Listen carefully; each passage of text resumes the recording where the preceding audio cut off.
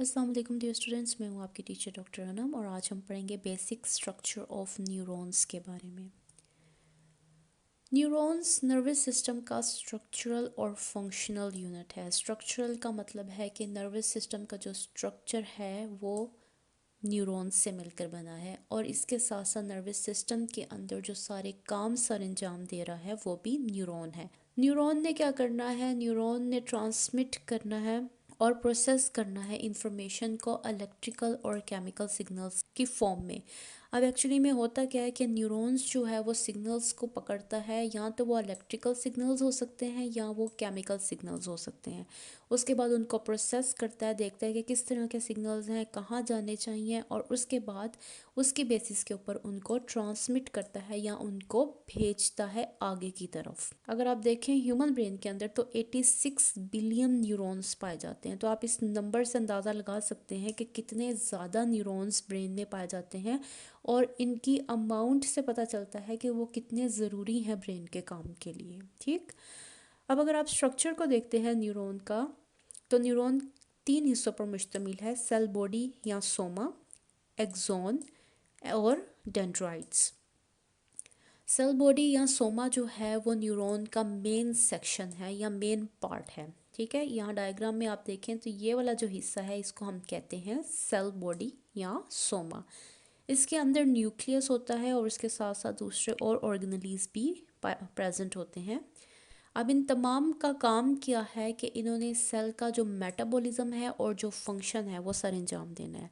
जैसे कि हमें पता है कि न्यूरॉन्स जो हैं वो ज़िंदा सेल हैं, इसका मतलब है उनको एनर्जी चाहिए। इसके साथ साथ वो डिवाइड भी करेंगे और इसके साथ साथ वो मुख्तलिफ़ तरह की एनर्जी या मेटाबॉलिज्म भी करेंगे ताकि उस सेल को एनर्जी फराहम की जा सके। तो वो तमाम ऑर्गेनेलीज जो हैं वो सेल बॉडी में पाई जाती हैं और वो एनर्जी भी पैदा करता है, मुख्तलिफ प्रोटीन्स भी बनाता है और वक्त आने पर एक न्यूरॉन से दूसरे न्यूरॉन में डिवाइड भी हो जाता है।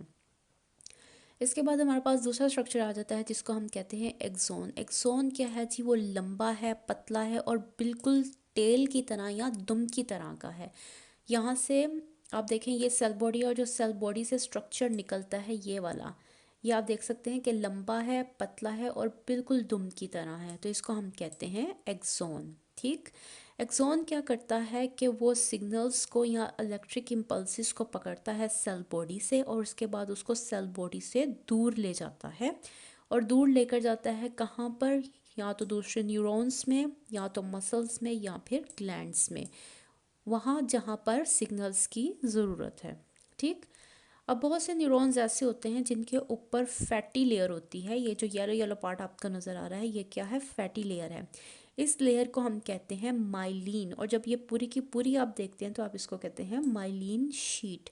अब वो न्यूरॉन्स जिनके अंदर माइलिन शीट होती है, वहाँ माइलिन शीट का फंक्शन क्या है? एक तो इलेक्ट्रिकल सिग्नल्स को एक जगह से दूसरी जगह लेकर जाना, और इसके साथ साथ वो एक्सॉन को भी प्रोटेक्शन फ्राहम करते हैं या उसको महफूज रखते हैं। अब इसमें इलेक्ट्रिकल सिग्नल्स जाते कैसे हैं? अगर एक्सॉन नहीं होगा तो इलेक्ट्रिकल सिग्नल्स क्या हैं? सीधे सीधे यहाँ से आराम से चले गए। ठीक, लेकिन फैटी लेयर के अंदर से इलेक्ट्रिकल सिग्नल्स नहीं गुजर सकते, तो वो क्या करते हैं? वो जंप करते हैं एक नोड से दूसरी नोड से तीसरी पे, और इस तरह से वो जंप करते हुए आगे की तरफ मूव करते हैं। ठीक, तो एक्सॉन ने क्या करना है? सेल बॉडी से सिग्नल्स लेने हैं और उसको सेल बॉडी से दूर लेकर जाना है वहाँ जहाँ पर उनकी ज़रूरत है।